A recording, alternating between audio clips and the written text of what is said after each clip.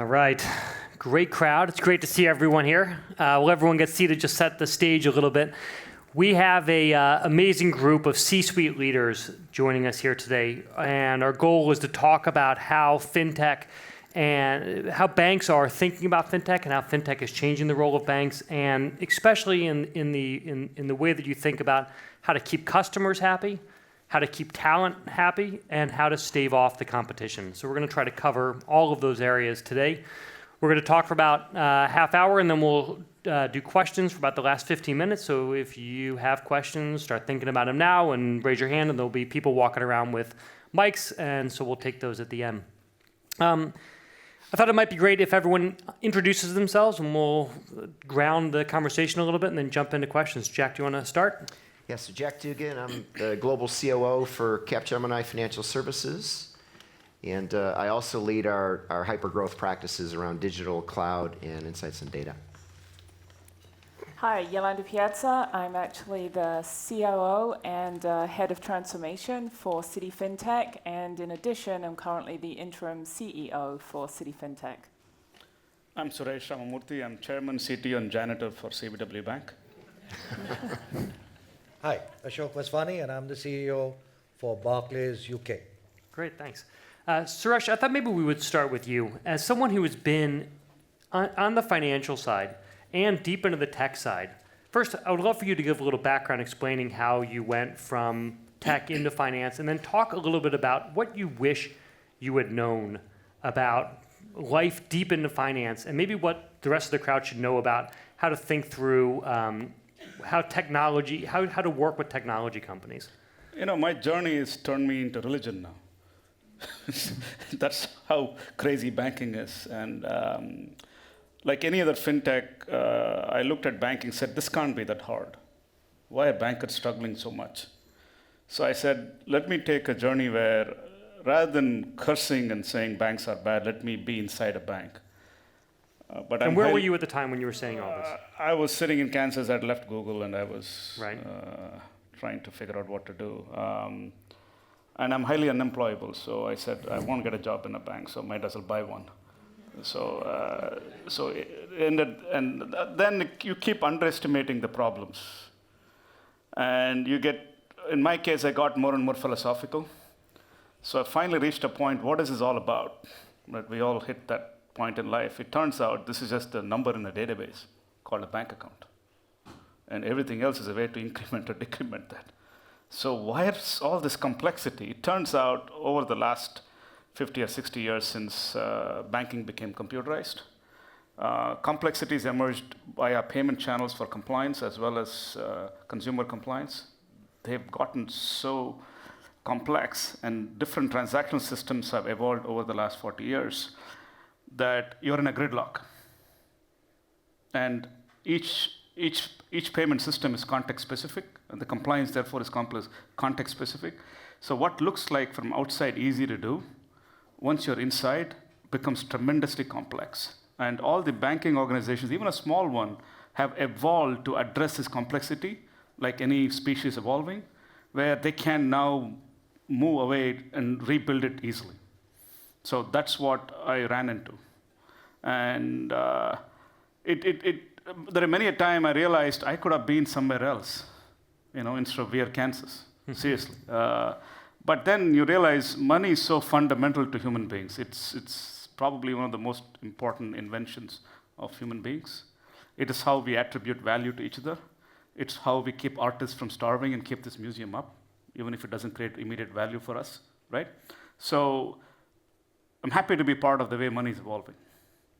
Money's it's almost digital, and as it's getting tokenized, all kinds of interesting things are happening in our lifetime. And I'm very fortunate to be inside a bank, inside a platform that is part of it.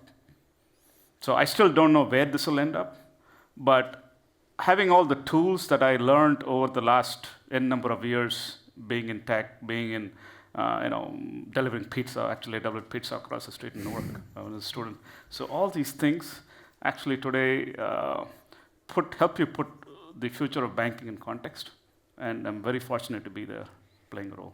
Yo, what do you think about this idea that that this kind of innovation can't happen from within a bank, or that it takes almost an outside voice to come in and get people thinking a different way? I think for us at Citi, we're living that. So we're trying to marry this new way of thinking with a build, buy, partnership type approach and marry that with the legacy solutions and products that we have in place today.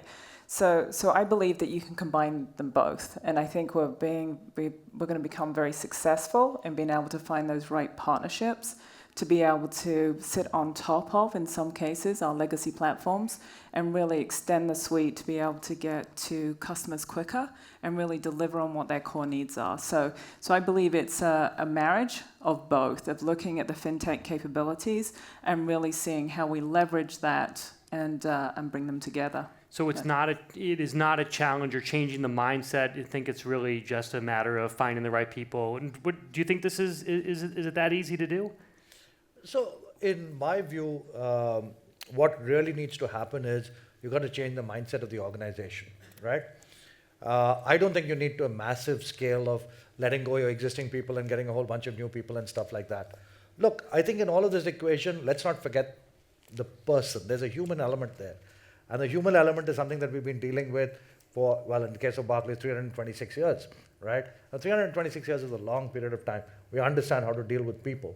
Technology for the sake of technology, yeah, that's interesting. Technology that really changes people's lives, that makes people think differently, that helps people do things differently, that's what really matters. And therefore, taking an understanding of what you're really trying to get done, close to the customer, and then leveraging technology, seeing the art of the possible through technology to make it easier for the customer is what really makes a difference. Well, so talk to me about how this works. And if you're in a place where you understand their customer needs, you're thinking like technologists, you realize everything is about the customer, and you got to innovate and move faster. You also have massive regulators who are watching every single thing you're doing and wanting to weigh in, and you have incredible processes that have been built over 100 years that you've got to think about. How do you make sure that you're moving fast enough and that you're meeting customer demands while operating both in a way that the regulators are happy with and in a way that your company won't say, you're moving too fast, we can't deal with this? So from my perspective, I think you've got to get your mindset right around regulators. The first thing is think about what does the regulator really want, right? The regulator really wants you to get it right by the customer. And what do I get up every morning wanting to do? I want to get it right by the customer too. So where is the ray of light between what the regulator wants and I want? And if there's no ray of light there, we're both, moving in the same direction, right? If the regulator thinks of something which I have not thought about, shame on me. I should be moving ahead of that kind of game, right? There is absolutely no ray of light between the regulator and us, right? We're going to get it right by the customer. That's what customer-centric strategy is all about. Then you move to your other question, which is legacy platforms. Yeah, of course we've got legacy platforms. We've got legacy systems, legacy processes. The question is, if you go out and say, hey, I want to re-platform the entire place, it's going to be, you go to a technology guy and say, I want to re-platform the entire place. His mouth waters, £5 billion, 5 years, right?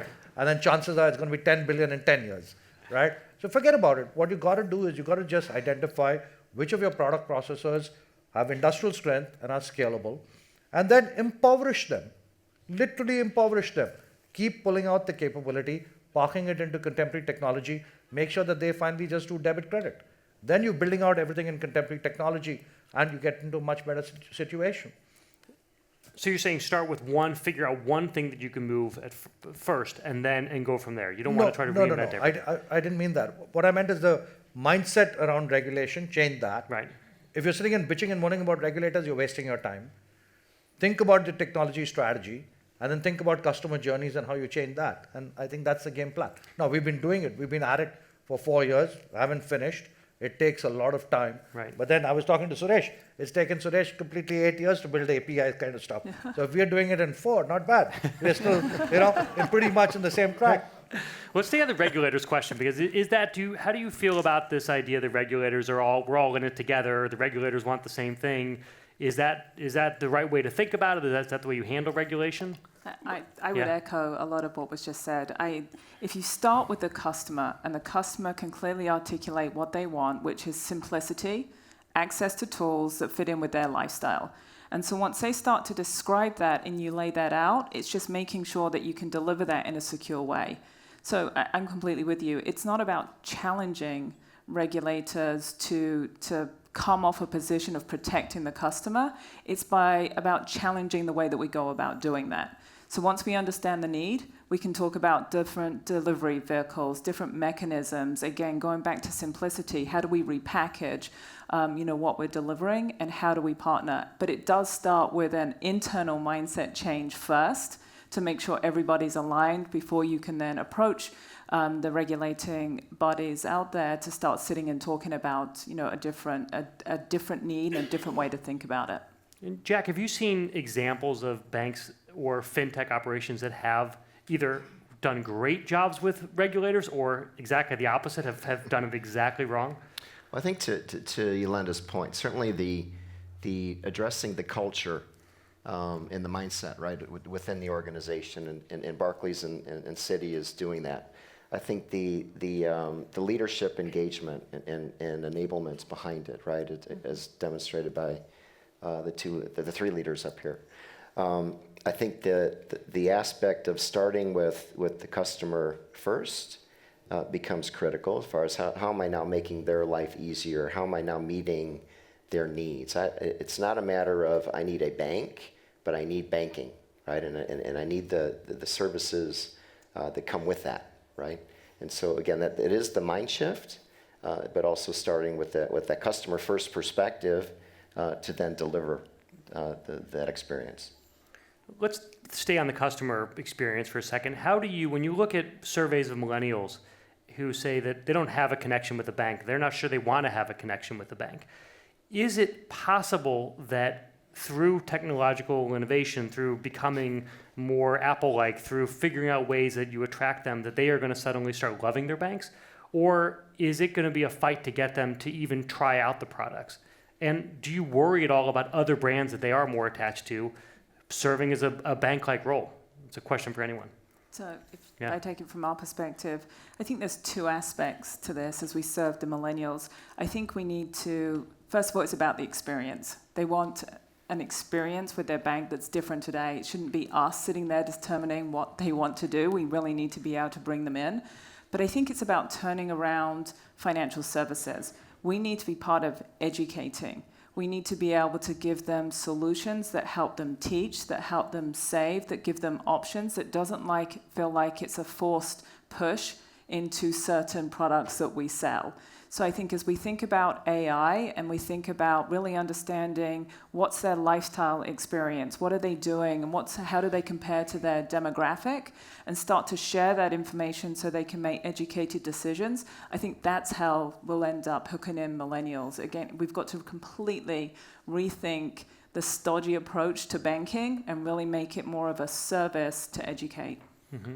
If I may say so, what we realized was, by the way, as a bank, we have supported Simple, Move, and Boom Money, and a bunch of these things. So we realize our role in society is one of commerce enablement. We should be like airlines. You don't want to call anybody unless something's off. Otherwise, you're behind the scenes.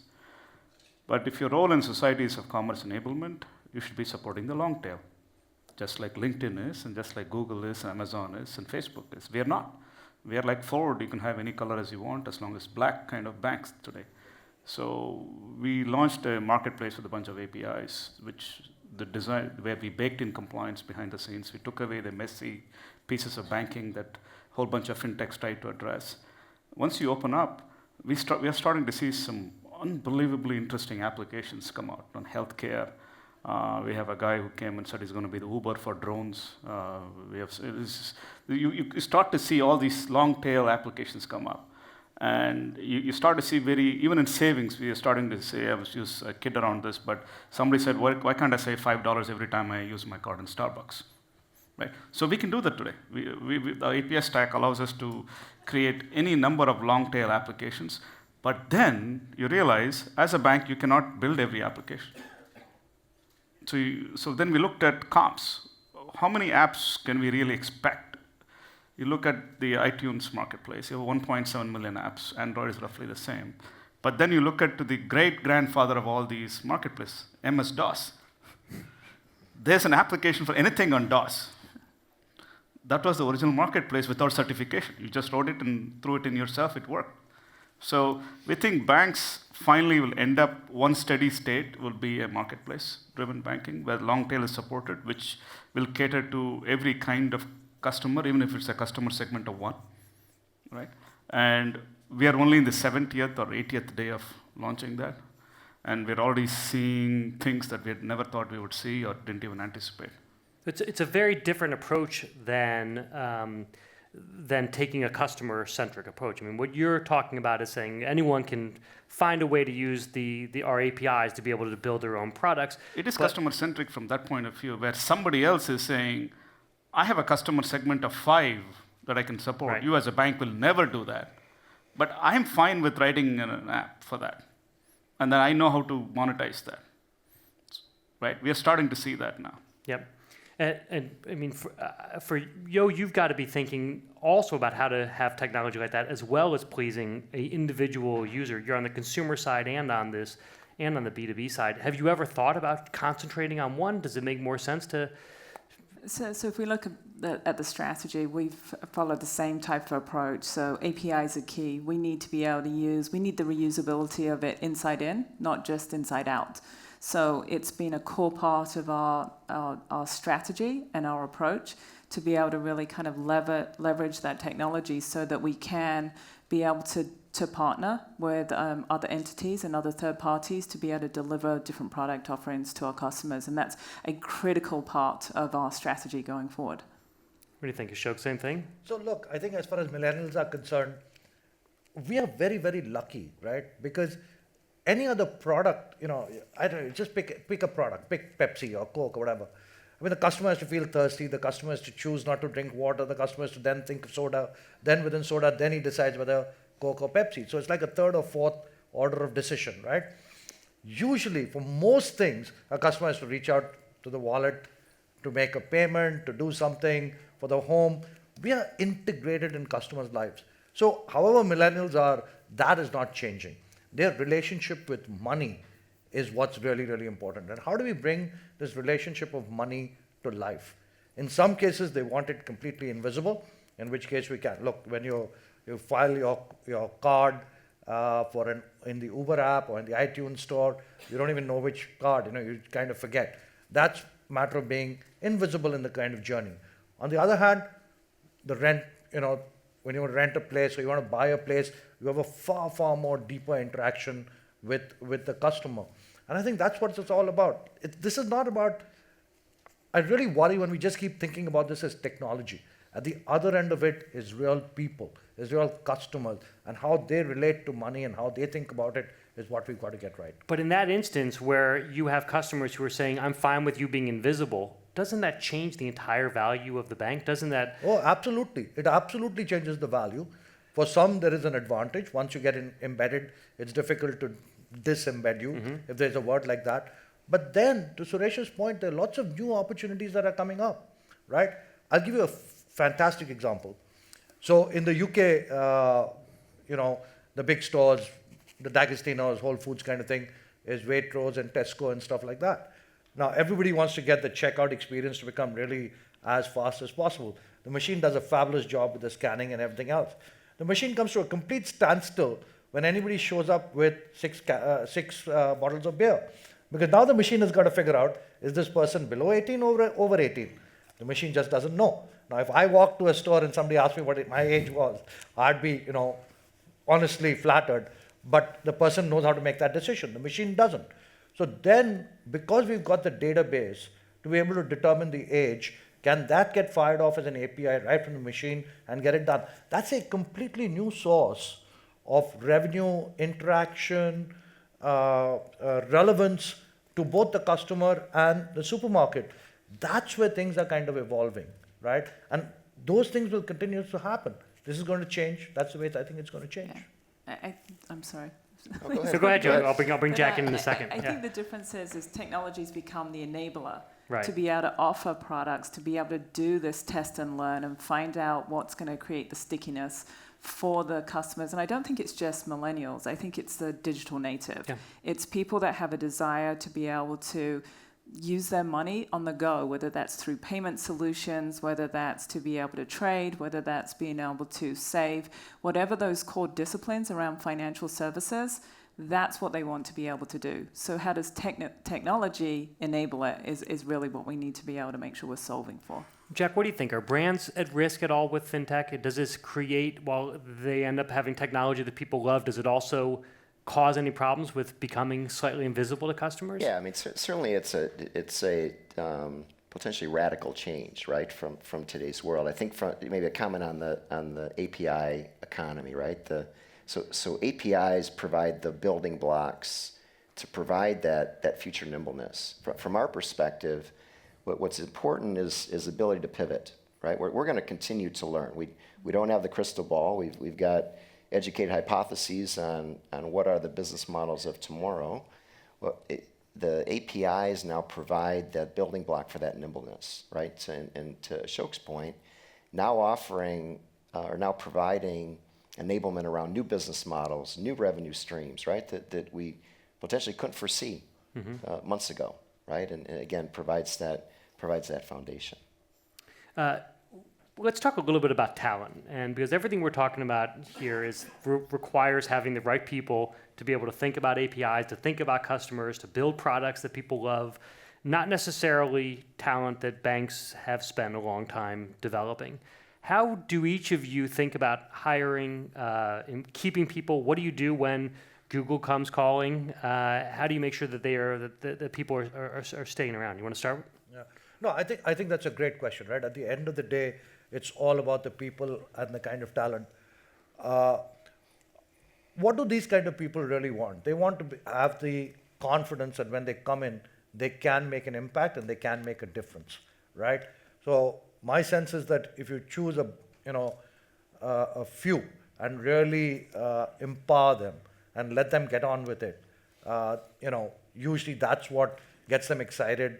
You create the organization behind them and let them go for it, and that's how you kind of get it done. It's kind of amazing, right? I mean, you take any of these big banks and think about all the number of engineers they have versus you take a hedge fund, and you take one of these really successful hedge funds. They've got like 20 or 25, and they can build the entire platform, while we big banks have got 3,000 people, right? So it's not really the quantum. It's not really the number of people. In fact, I think smaller the better. Empower them and give them the ability to make that difference is what, in my view, will help us succeed. Are you shrinking your engineering staff? Yeah. Well, frankly, we're not growing it for sure.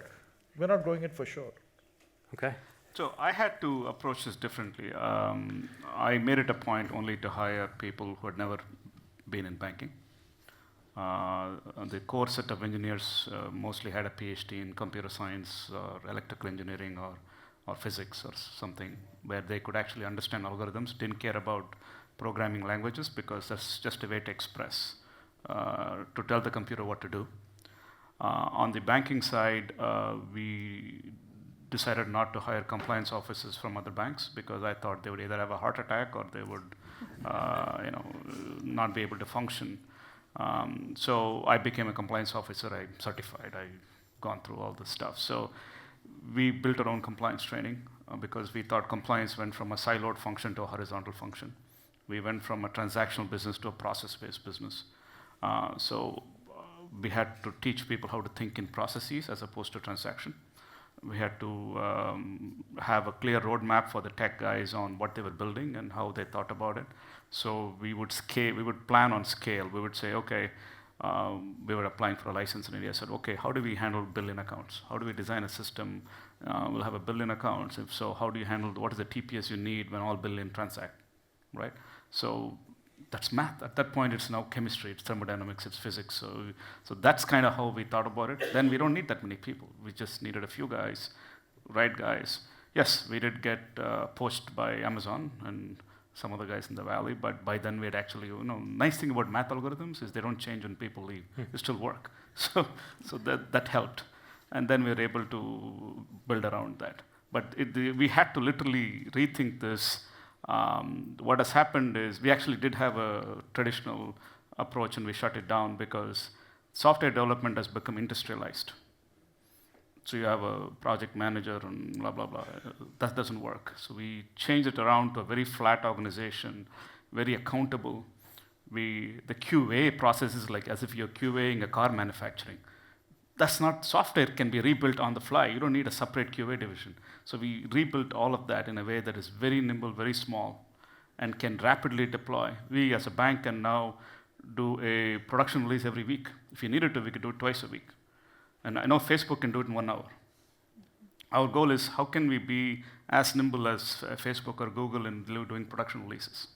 How do we build all the control systems we need for the FFIC guidelines in the US for IT? Because we always have to adhere to that, and still do this. We can now do it about twice a week, but we do it once a week. But how do we get it faster? That's how we think about IT. And when you're trying to recruit someone, first of all, does your location help you or hurt you? And what are you saying to them to get them out of whatever industry they're in to come into banking where they might have a particular point of view about it? It's, trust me, we're not going to convince somebody from Mountain View to come to Kansas. If they do, there's some other problem there. But since we typically wanted folks whose worldview is still not impacted, we've generally hired out of grad school. Because the nice thing about having a clear vision and a platform, even if the vision may be right or wrong, is you know what needs to be done. So we have tests that they have to pass. I think one of our tests is 5 hours long. So if they can get through that, yes. Wow. That's all we care about. Yeah. And yo, And that they're not an axe murderer or something like that. the expert or check off box. So for us, one of the fortunate things is going back to something you said earlier, Shik, we were able to ring fence and stay maniacally focused on building the premier mobile bank. And so we're only a year old, so ask me in another year about our attrition. But what we've done is really focused on hiring not only the right technology resources and the right experiences or the right product resources, we've also focused a lot on how they fit in the culture. So we've looked at almost everybody we've hired has come from either a startup or a company that's been through mass transformation. And it was a risk that you bring that many people together that all have had their own personal experiences and they know what's worked and they've had a lot of freedom and flexibility. But what we didn't want to do is bring people in and be dominated with big bank processes. We need people to constantly be challenging and asking why. Why do we do it that way? Why do we have to build it that way? Why does it have to look that way? Why do we have to put these statements out on the site? And so by bringing all of this external experience together, that has the right cultural fit, so there has to be tolerance because you have to fit, otherwise you get round peg and square hole and people get frustrated. So by being able to go out into the market and look for people that have had those experiences and then pair them with people from within the organization that truly are change agents, that want to see the bank look differently, they want to see it act differently, and surround that with a culture that feels differently has been hugely successful for us. The other thing is passion. The people we're hiring and ask, why did you come? Why did you leave out that startup that was successful or go through that company that really has mastered transformation? And it really is a passion for financial services.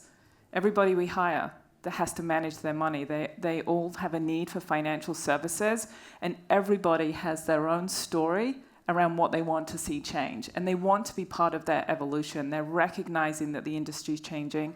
They recognize that there's a huge opportunity to be part of something that's very new. So that's the excitement that's enticing them. Huge investment in the culture and really thinking differently. The way that we've built out the floor here in New York doesn't look like the rest of city. What does it look like? We've got foosball, we sit in pods, it's product, it's designers, it's tech sit together based on their core domains. There's everybody wears jeans to work. It's very, very relaxed and very we have a big rule, no PowerPoint. Unfortunately, I wish that we could get away from that completely. We haven't quite mastered that. But it's stand-ups, it's boards, it's writing on the walls. It's the way that we communicate amongst ourselves is through Throwdown Thursday, where everybody gets into the middle of the floor and we have open discussion, open dialogue. We celebrate failures. You get a bottle of Prosecco if you screw up in our organization, are willing to share what you learned from it. So just introducing these different themes and cultures to keep people motivated on an incredibly aggressive agenda that they're working on really has worked, and we're really starting to see that play out. So it's been hugely exciting to go through that transformation. And what do you do when other people at Citi say, hey, this sounds great, this is the hot new thing at Citi, I want to be part of this, where I'm working is boring, I want to wear jeans. Yeah. Do you have to ring fence this group? Do you have to keep people out? I'll be honest, initially, people were very skeptical that it was the hot new thing, and so didn't want to be in that risk position. Now I get emails every single day. How do I join? How do I be part of it? But again, because we're maniacally focused on a core set of activities, the intent is to stay small. We're small, we're nimble, we're focused, and what we're trying not to do is get pulled into, what we refer to as the BAU, where then you have to start dealing with the governance programs and a lot of just keeping the bank running. So if we start to get too big, I think that's when it doesn't work. What we have seen, though, which to me was one of those unintended consequences, is we all love to compete. Any organization likes to compete within, not just externally. And so what we've seen is this organic growth. So people have seen how we're building, they see how we operate, they see how we act, and we're starting to see that replicate across the organization at mass scale. So I look at the percentage of teams that are building in an agile, Scrum team type manner, and we're probably 3x of where we were at the beginning of this year. So that to me is phenomenal. While we're supposed to be leading the transformation, it's happening organically. That's interesting. And then one more question about you talked about saying, look, does this text have to be on the site? Do we have to have this up? You're still in a large bank that has lawyers and compliance officers who are going to come in and say, this is how we do it. How do you deal with that? And I want to make sure we say we go through every single regulatory committee, Okay. So just to be sure. One of the things we did, we actually took a governance committee and we said we want representation of all groups, including audit. So we have audit, information security, risk, compliance, every single entity, and we move that to the front end. And so as we're writing the user stories, we're bringing in those teams up front, and they get to authorize whether we can move that over to development, whether we move it with additional user stories to make sure we're protecting ourselves, or whether we want to hold because we need to go out across the organization and get, for example, if it's a tax issue, we may want to go get legal involved specifically from the tax division. So by moving that all to the front end, we're operating at speed and we're not getting stopped and slowed down. So when we're going through all of the very formalized regulatory committees, we've already paved a lot of the way, so we don't have a lot of rework. And that was a huge shift. And I'll be honest, so the teams, the first time they went through it, I think they managed in 2.5 hours to get through 3 user stories, and this is not going to work. Now they can get through 80 because of the disciplines, the experience, the people know what we're trying to do, they know what we're trying to accomplish, and they're very familiar with the product and the product lines and what we're trying to build. So that's been a huge success and a huge win for us. And Ashok, you're nodding over here. Is this something that is this what it sounds like inside Barclays also? I absolutely agree, right? I think there are a couple of things. I completely agree with the agile way of working. I completely agree that you've got to get everybody involved quickly. I think that's the entire management process. We don't do it in a particular area. We do it across the place. In fact, a lot of people tell me, fintech versus you. I said, why fintech versus us? We are the largest fintech company in the UK. Why are we not the largest fintech company in the UK, right? So completely agree with that kind of way of working, but we've just done it across the entire company. Great. Jack, what do you think? Is this sound like is this an example of what the best banks are doing? Are there people that are doing it better, or are there, what are you seeing out there? Yeah, well, Dan, again, I think on the people side, certainly from an admittedly biased perspective, believe we can't offer the best of both worlds, right? So the opportunity to work with the global leaders in financial services on their change agenda, right? And then with the fintechs, what we've done is we've launched a business unit, right, that works with fintechs alongside fintechs. We have cases where we're distributing for those fintechs and working. For instance, we've got a fintech that we discovered brings a highly innovative customer experience, right? So we've been the distribution partner. We worked with Ashok actually in bringing that organization into Barclays, and now we're also introducing that with Barclays' approval, and introducing that organization to others in our client base. Great. Okay. Let's take some questions from the crowd. If you raise your hand, we'll bring a microphone up to you. And while we're waiting on the questions, I have to ask you this while I have you on stage. Is Brexit going to be as bad for the banks as everyone's saying? You want to answer it? Yeah, I mean, look, Brexit, I think there was an expectation that suddenly everything will fall off the cliff with Brexit. Obviously, that did not happen. I don't think that kind of happens. It's a very long, drawn, complicated process. The whole process is not tested. So at what stage, Article 50 gets triggered, what the implications of that are. Is it a hard landing? Is it a soft landing? I think there's just so much uncertainty around it. It's hard to kind of really come up and say, oh, this is going to be a really terrible thing, or this is going to be a good thing, or the UK will come out okay or not come out okay. I think generally speaking, look, there's a whole ecosystem that's been created, particularly around financial services, right? It's not easy to recreate Silicon Valley, right? There's a whole ecosystem. There's VCs, there's lawyers, there's intellectual property rights, there's engineers, there's everything. In the same way, London, Cambridge, there's an incredible ecosystem that's been created. Replicating that is not going to be easy. So I don't see anything kind of, really dramatic happening in the short term. Okay. Optimistic about regulators, optimistic about Brexit. I love it. Who's got a hand up here, right over here? Hi, great insight panel. Jimit Arora with Everest Group. There was some mention about cross-functional team pods and how you're having to rethink the whole development life cycle. Are there also changes in terms of how you're thinking about the traditional roles of the front, mid, and back office and how they need to collapse in the new world?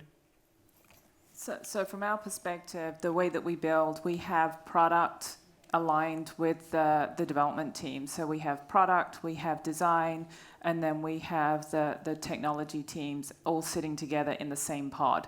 So we're thinking about it together. A lot of the people, and what I'm loving, the people that we're hiring in, come with a business product perspective and a tech perspective, and the technologists have a product perspective. So watching these teams work together is just fascinating to me. It's just the way that they think, the way that they challenge each other. As we take these services back into the various product lines, what we're trying to do is make sure we're engaging all of them at the right time. I think it's an evolution for us. We didn't do big bang and go across everywhere. We said, let's test and learn with Citi FinTech, and let's get it right there or close to right, and iron out some of those kinks, whether it's with the regulatory piece or the governance and compliance components, and then make sure that we have best practices, not enforced policies, to be able to roll that at scale. So within the business unit, absolutely, it's completely connected. We run in these domain pods, and they may have multiple Scrum teams associated with them. She'll give a Yeah, take on so that. look, by definition, the thing is going to change, right? By definition, look, in the good old days, what you would try and do is you try and get everything from the customer, you take everything from the customer and hand it to the back office as a center of excellence. That fundamentally has changed. The customer's not got the time, or is not going to be waiting for you, which definitely means that now you've got to move everything to first point of contact. If you're moving everything to first point of contact, then what we define traditionally as back office and middle office actually should disappear, right? Because there is no back office and middle office in that kind of scenario. And the more we can therefore move stuff to first point of contact, the better off you are. It's got to have a common experience on whichever glass the customer touches, whether that glass is on the ATM, in the branch, on the mobile, or on the internet. And therefore, getting the multi-channel architecture right becomes critical in that respect. But it Actually- changes it quite differently. I actually agree with Ashok. What has happened to us is when we re-architected the system, we found that there's a lot of inefficiency in the bank on settlement and reconciliation every day. A lot of errors were happening, especially we were doing large volumes of card transactions and so forth. So when we redesigned the system, things that we could fix in real time with self-correcting, self-validation things we put in, the goal was essentially dashboard everything, almost like a Six Sigma approach. So now our back office, as you said, it's just a monitoring room that is essentially handling exceptions. We've reduced paper to almost nothing. For example, most of the IT systems in the old banks have batch calculations of fees. We got rid of that. All the new ones, fee postings is immediate.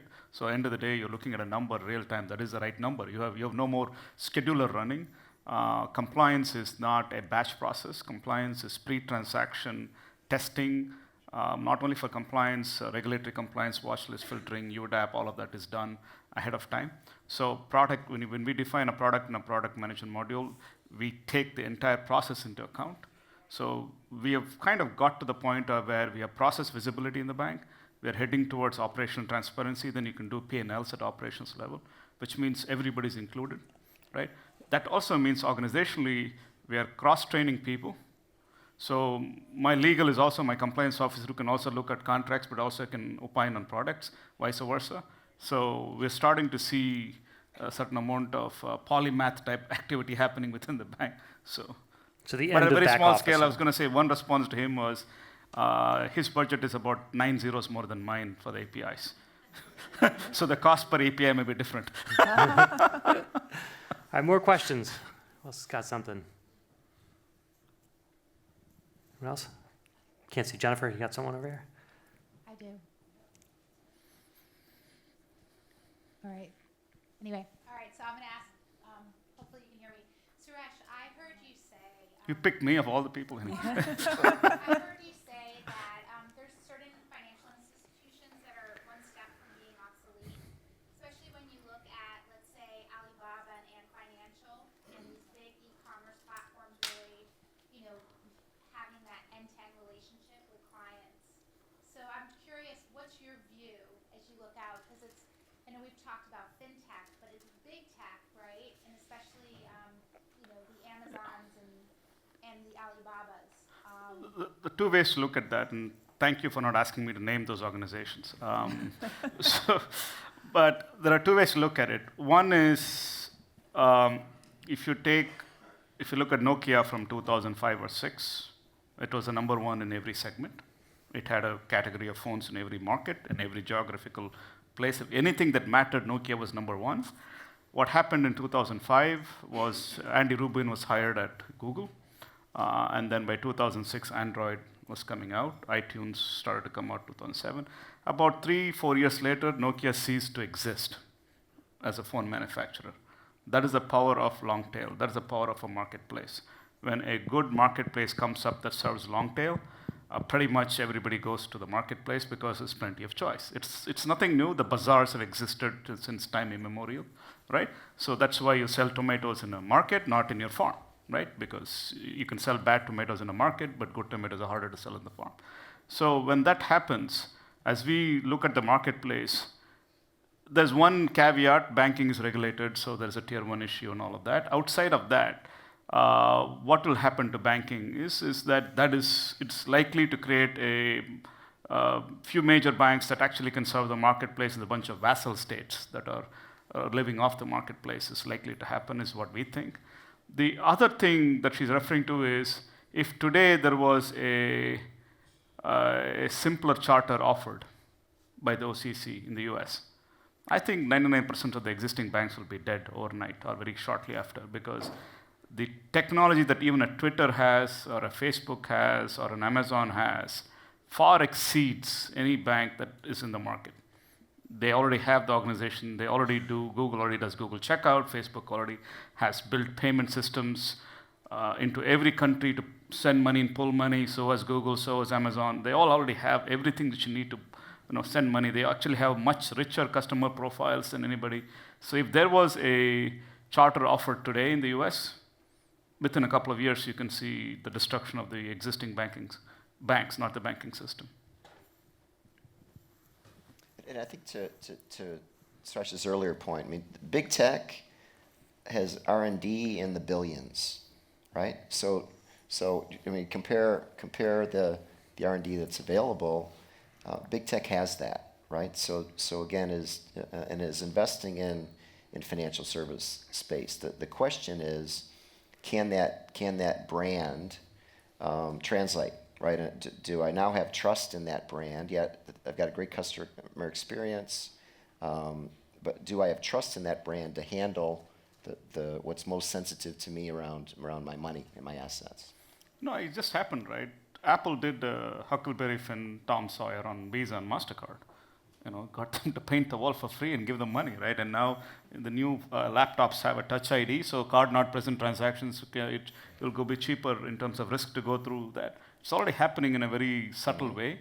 The only reason those guys are not coming into banking is their ROE. Right now, they're all operating at 90% gross margin or whatever. They don't want to come into banking, be regulated, and still only have a 10% ROE, right? But it's not R&D. They build their tech. They don't have vendors. An average bank, big bank, may have thousands of vendors. You have thousands of roadmaps of each vendor wanting to take money from you on their roadmap. Your roadmap is just an amalgamation of their roadmaps. Whereas these guys have a single roadmap. And they have their own tech behind it. So the low margins might be protecting banks. This is what you want to keep the margins low.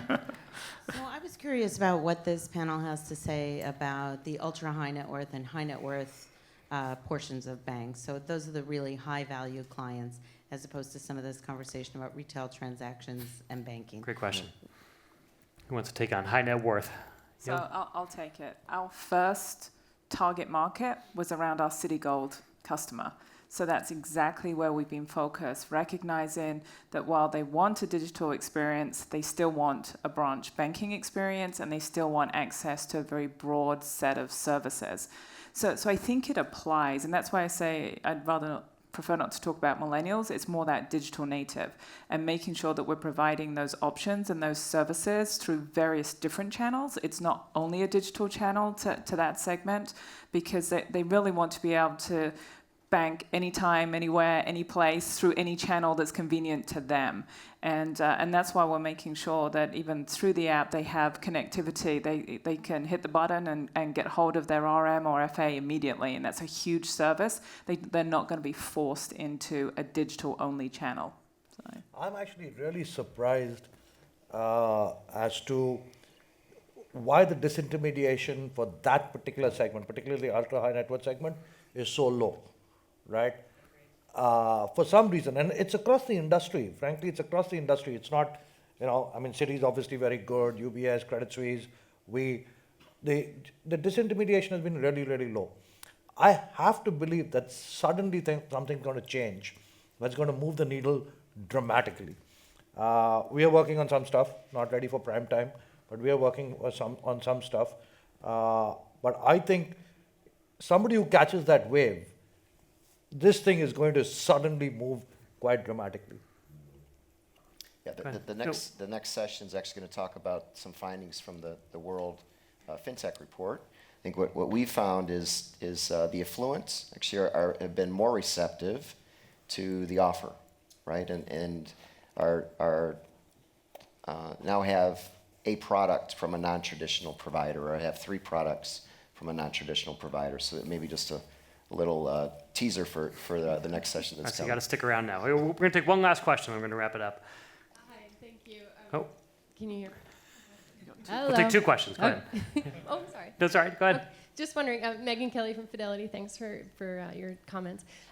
When one of you just said, Facebook, Google, Amazon all have the richest customer profiles of all, and here we sit at a LinkedIn event, I'm just curious how you see these worlds of customer identification bridging in the social and financial services, and in terms of KYC, AML. Do you see this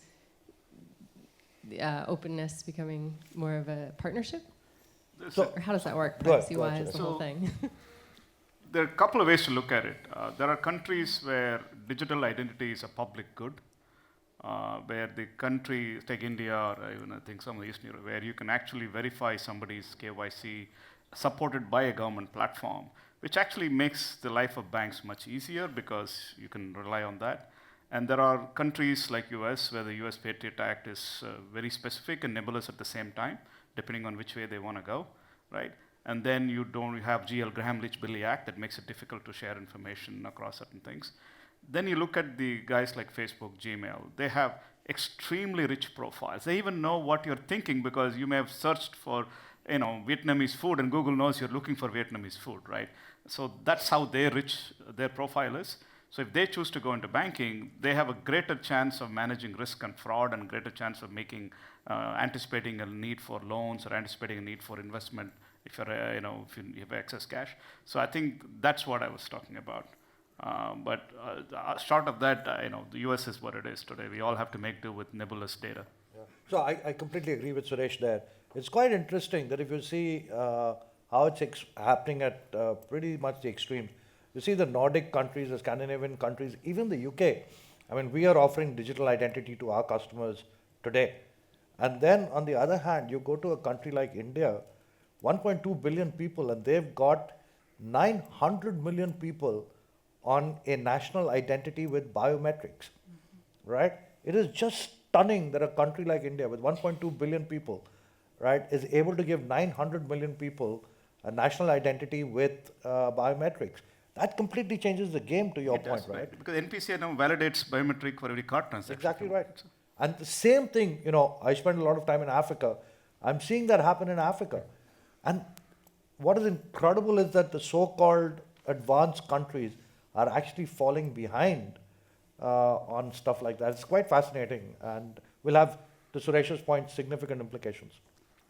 I agree with what you guys are saying. The only thing that I would add to is I am amazed at how many fintech type organizations are trying to solve this problem in this space. So we were meeting with somebody yesterday that really want to use the powers of social data and data mining for validation. So I think you're going to see a lot more people able to bridge. So again, it's not something we would build, we would leverage for people who can get access to that same types of data. But in the US, we already have it. It's called TSA Pre, right? And driver's license. Yeah, You just that's have the to start. make it available. Yeah. So. All right, we're going to take one last question. It's a fast one. Okay. All right. Okay, so regarding when you think about other markets, like Brazil, for example, do you think that the fintech business should be faced as the same, or you should looking for other kind of partnerships as the markets has different levels of maturity?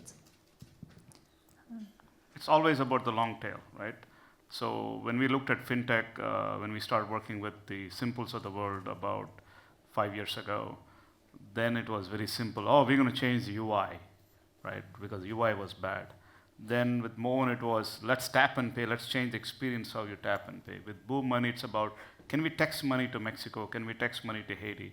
So there was a phase where fintechs were trying to help build the perceived lack of infrastructure in banking.